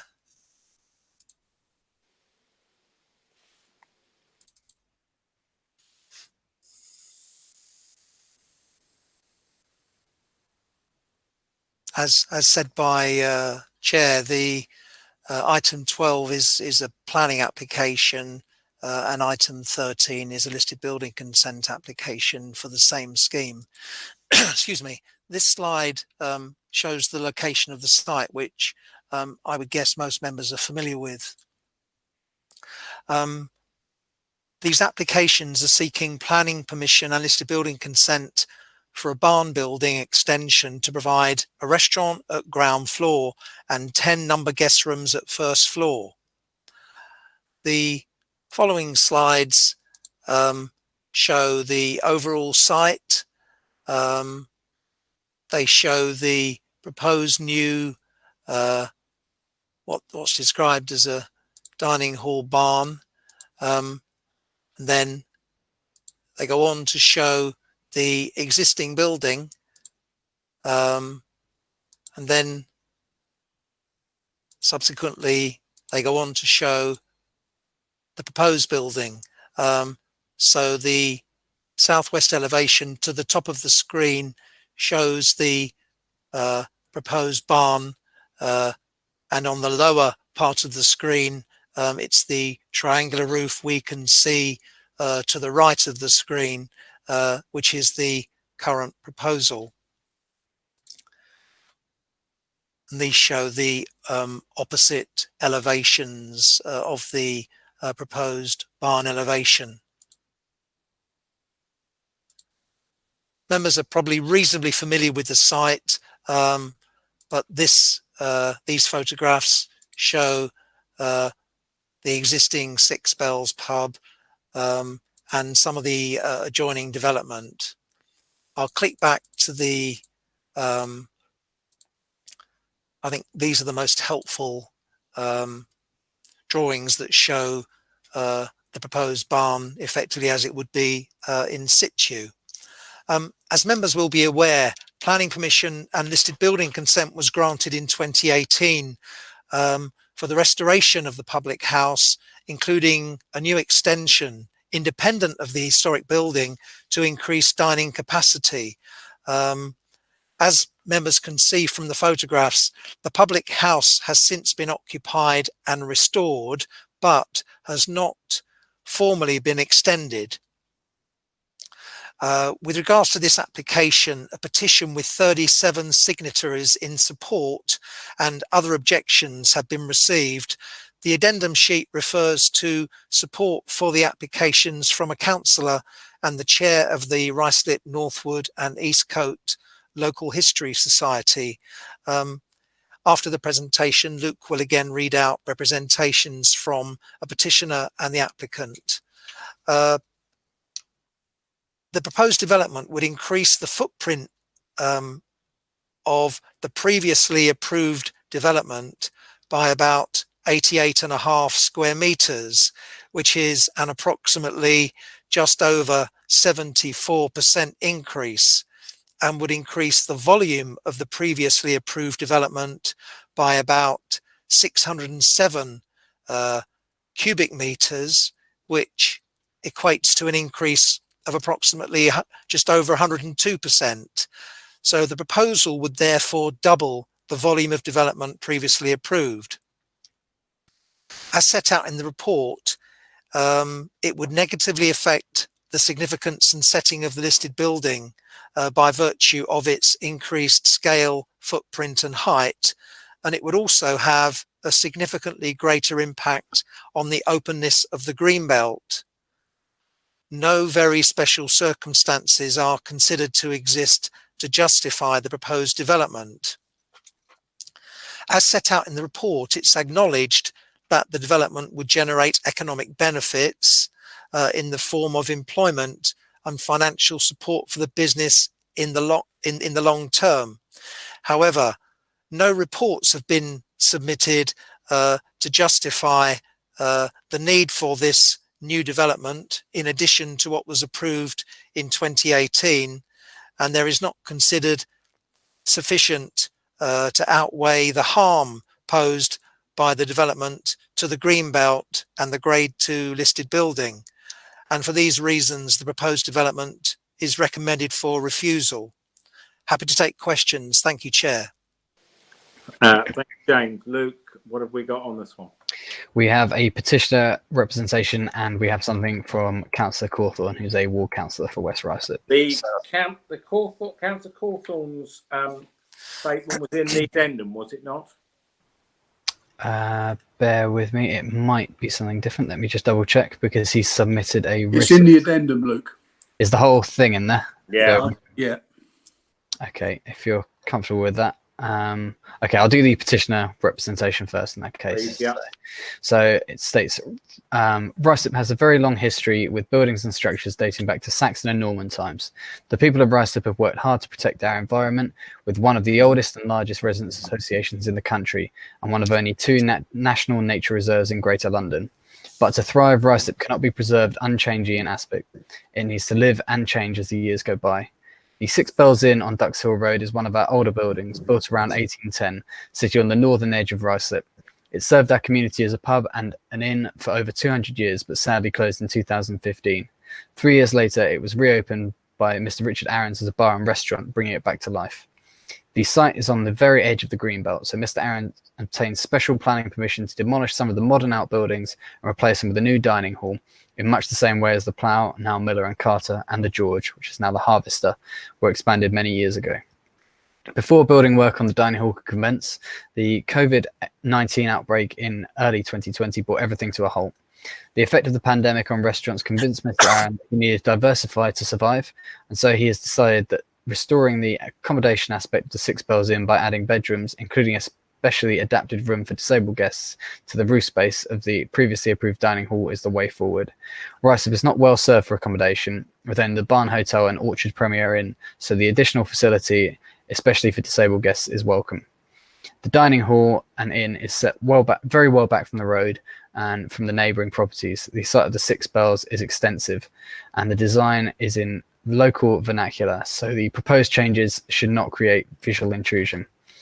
Very little, if any, additional land is used by the proposal, and that is, oh, sorry, there's just a typo in there, so, and that can hardly be described as green, having already been developed.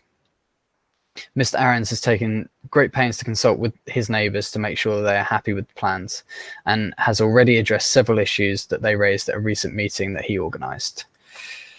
Entrance signage. Mr. Aarons has promised to address the signage issues to make sure that customers know where the correct entrance to Six Bells is. Late night venue. Mr. Aarons has given his neighbours an assurance that the Six Bells will remain as a restaurant, and it is not intended to change its use for late night events apart from for New Year's Eve.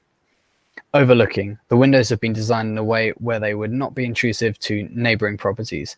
Mr. Aarons has also given assurances that he would be open to planting additional evergreen vegetation to screen any neighbours who had privacy concerns. Car parking spaces. The new application requests 10 extra spaces to allow for the residents.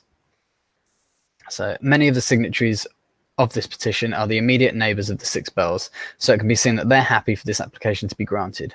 As chairman of the Ruislip Residents Association, I brought this application up at our monthly executive meeting, and we agreed that the RRA would support the application as being in the best interest of our community. Sorry, I've just lost my place there. Bear with me. Sorry, it's just popped off my screen. As a petitioner, I've seen the report by the planning officer. I disagree with the 3 reasons for refusal given in that document. The Greenbelt.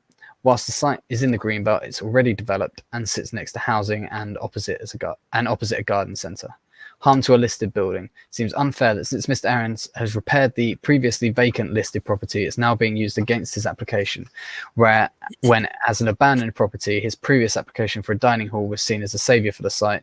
I see no harm to the building, just evolution.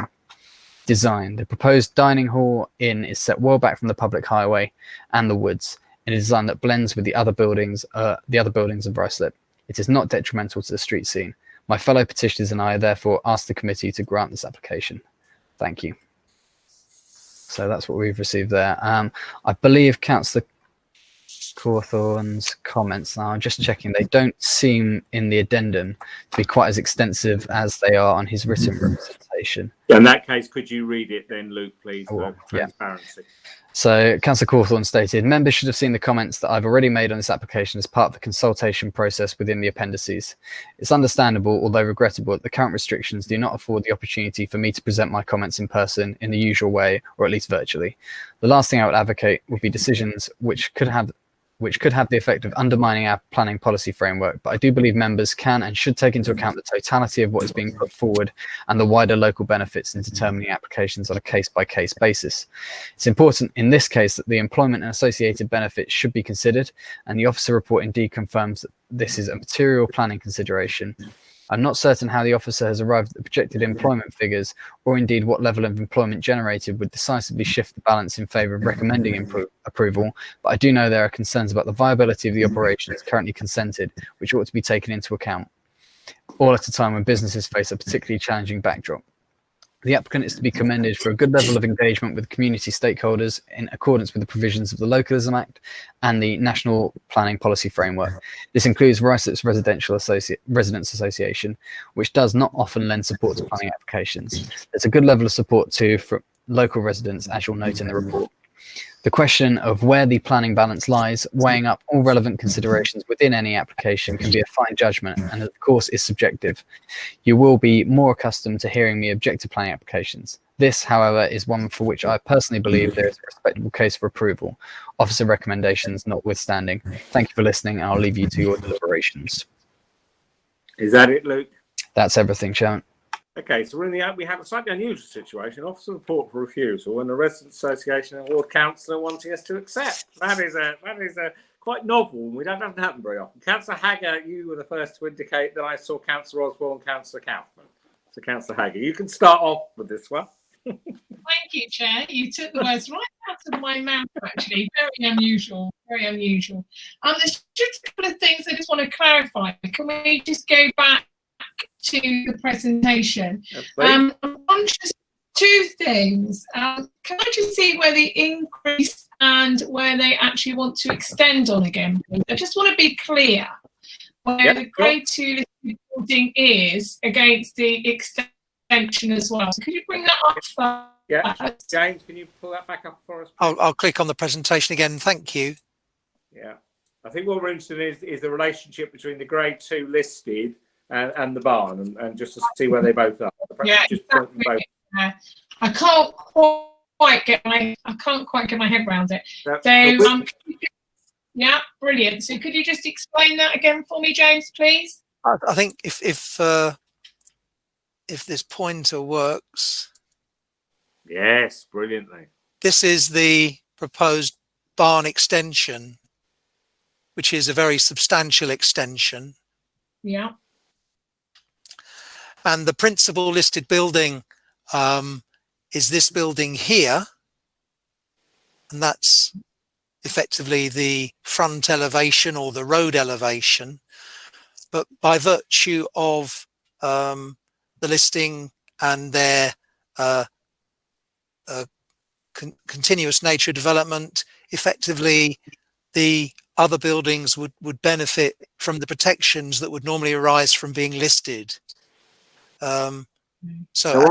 James, just to clarify, on that bottom slide, you've drawn a ring around what will be the listed building. And then is the big building to the very right of that? That's the end of the new barn, is it?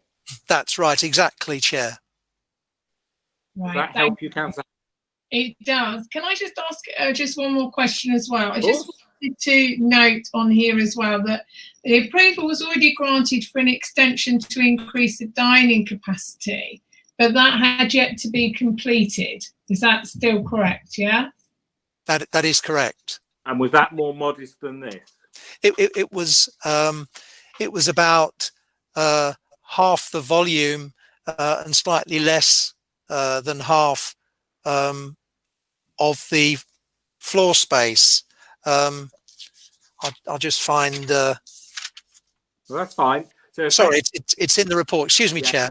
Yeah, that's fine. So in other words, they can build the dining room. What they can't build is the rooms above it, effectively.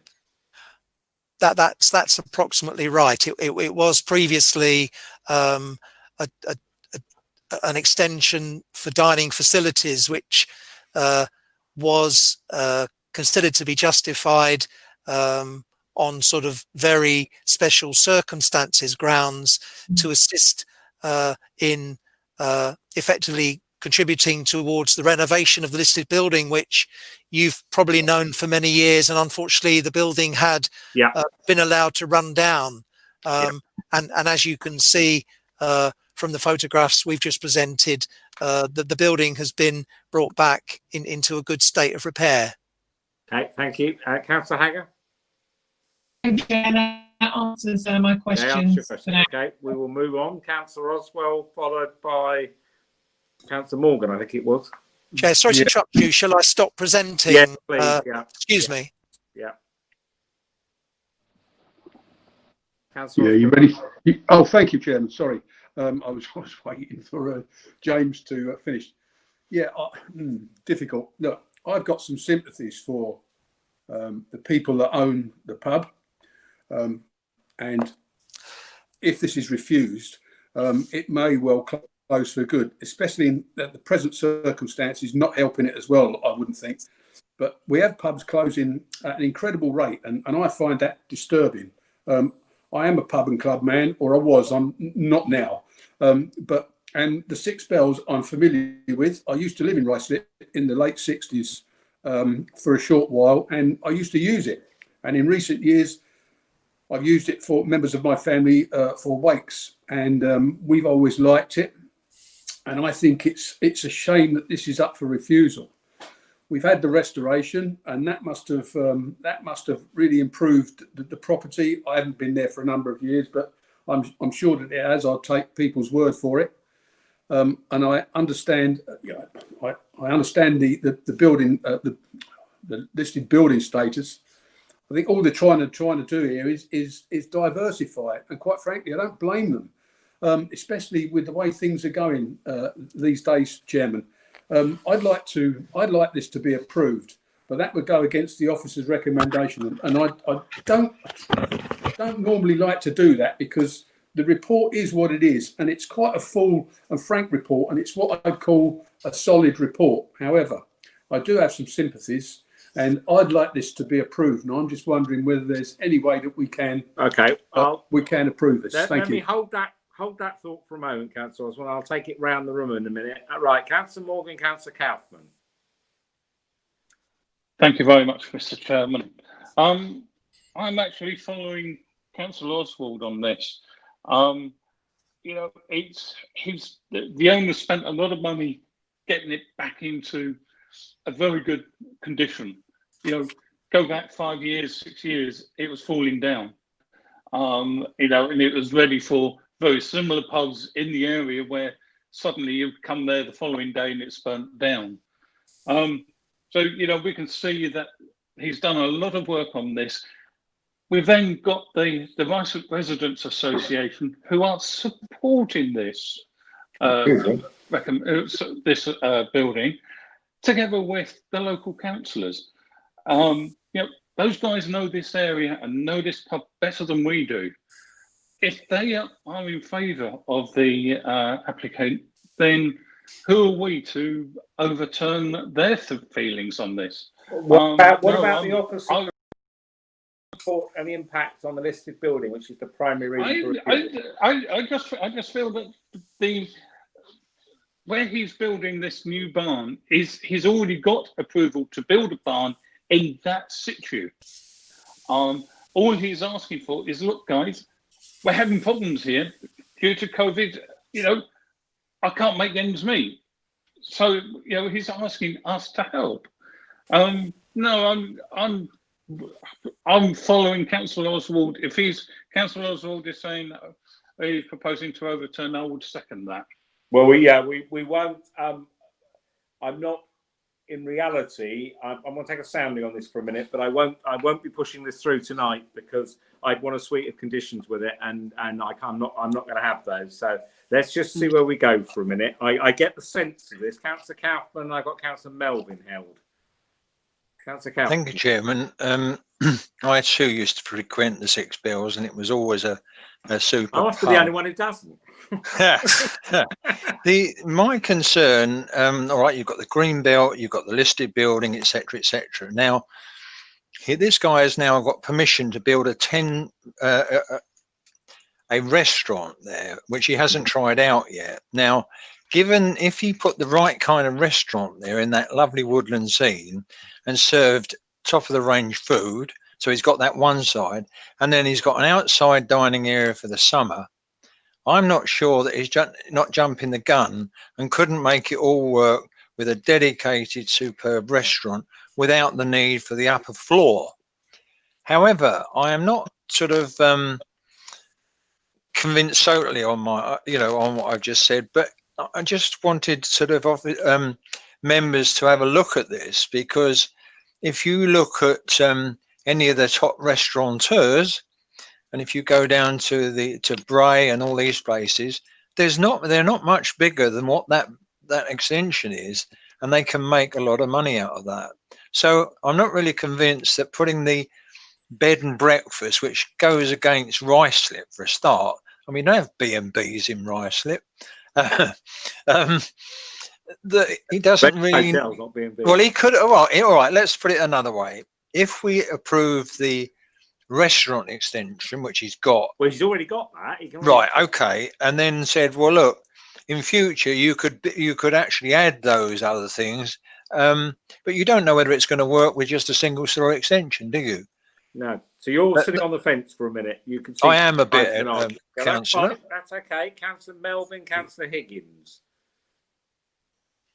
Well, there's not much else I can say. I mean, I agree with Councillor Morgan and Councillor as well. I think it would be a great shame for us not to approve this, really, to be honest. I know, like everyone else, I know this pub quite well, and I really think that it would be an awful shame to lose that facility. We were so pleased when it actually opened up again after being almost derelict. So I have sympathy with it, yes, but then okay. It is difficult. I'm not sure what the planning case is going to be. Hang on. Exactly. Hang on. Chairman, sorry, can I just finish? Chairman, I think I probably agree with you in the respect that we would probably not do it tonight because there'd been quite a few conditions. Oh yeah. We couldn't attempt to do it tonight. No, that's right. Chairman, I'm sorry. Chairman, I'm sorry to interrupt, but I'm just wondering whether or not we could defer this and bring it back and see whether or not there can be further negotiations between the applicant and officers to see if we can make this work.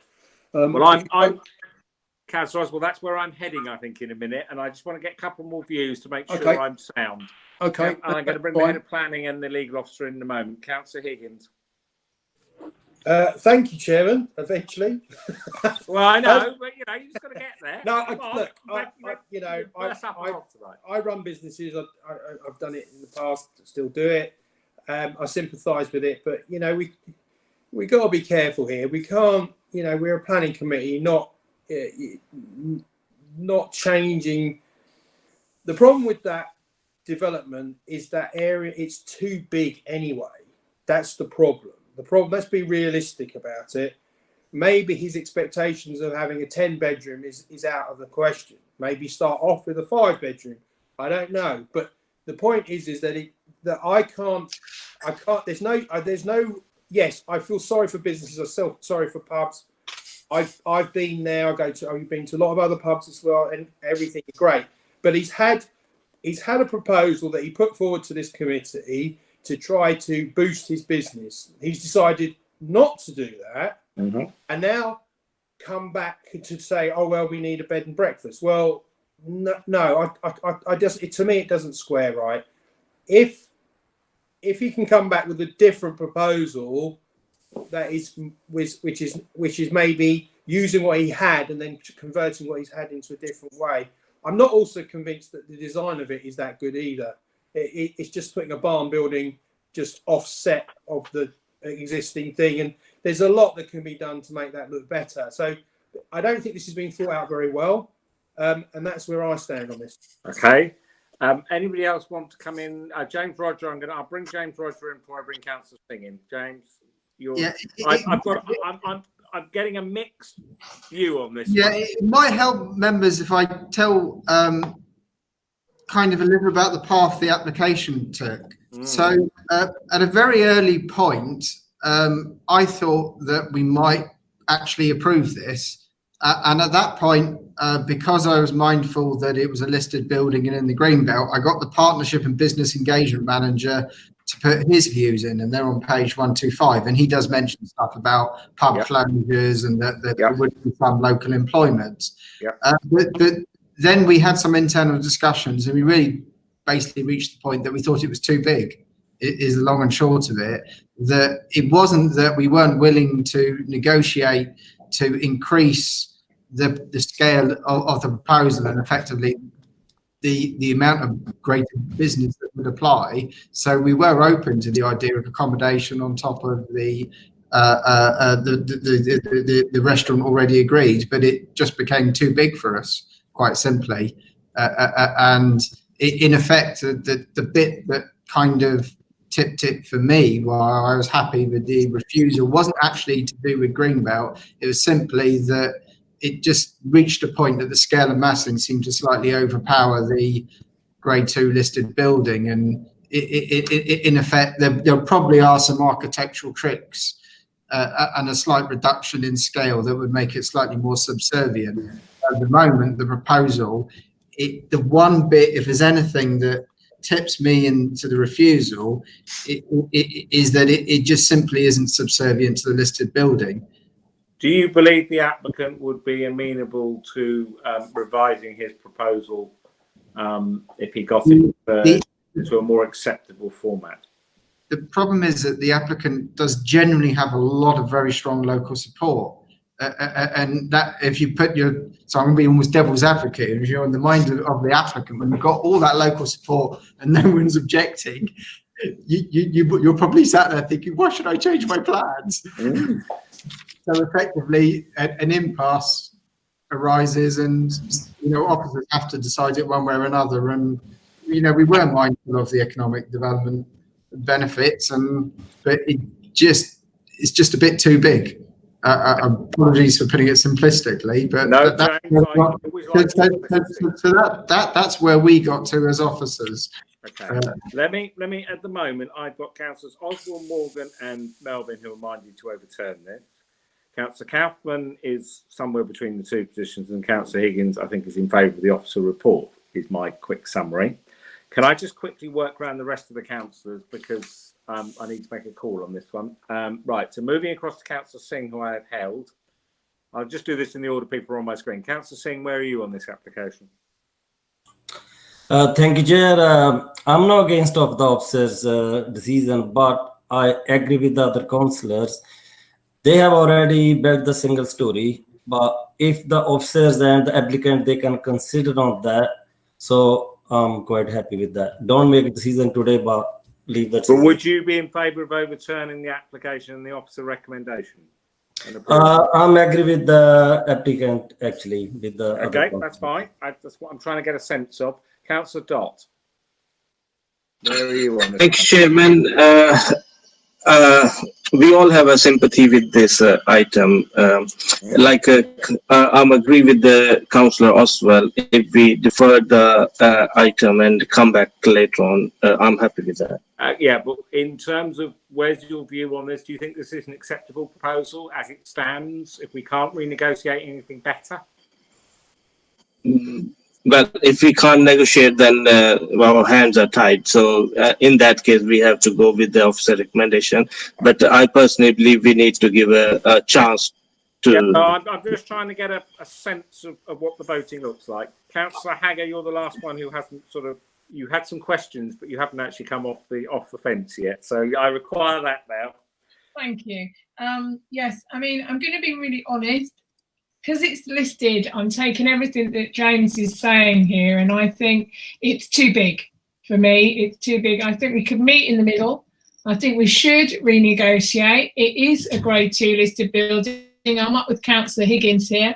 We need to look at that, and it's something that we do need to, and I think this is quite serious because it can have a big effect on that area.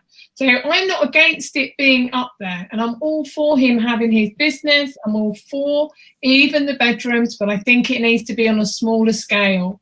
And I think it's just maybe us all understanding that a little bit of how big it is. I think when we looked at the plans, it is very large. It is large, and that will have an effect. So I would actually, I'm for it, but I would like to go back and say, let's renegotiate on this. Can we actually come? Because I think it's a shame to lose it, but at the same time, it is a listed building. Okay. So, right. I think we're pretty split down the middle. I've got 4 councillors who would firmly overturn out of 8.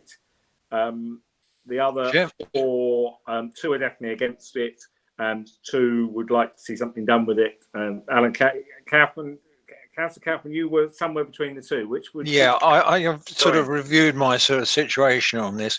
I think a much smaller development will be far better for the actual site, and I would go along with Councillor Higgins on his proposal, and I propose that we go with officers' recommendations. Okay, so that's 1, 2, 3, 4. So it's effectively, Councillor Dott, I've got 4 councillors who would overturn this. I've got 3 councillors who would support it. Councillor Dott, which way are you? If I have to put, if I push this to a vote in a moment, which is where I'm tempted to go with officer recommendations, are you like, which way are you going to vote? Because I can't approve it tonight because I haven't got a suite of conditions, and I won't do conditions on the hoof. That never ever works for me, not in something this complicated. I understand your situation, Chairman. In that way, in that situation, I go with the officer recommendations. Could come down to a casting vote then. We haven't had one of those for a while, so we'll see where we go.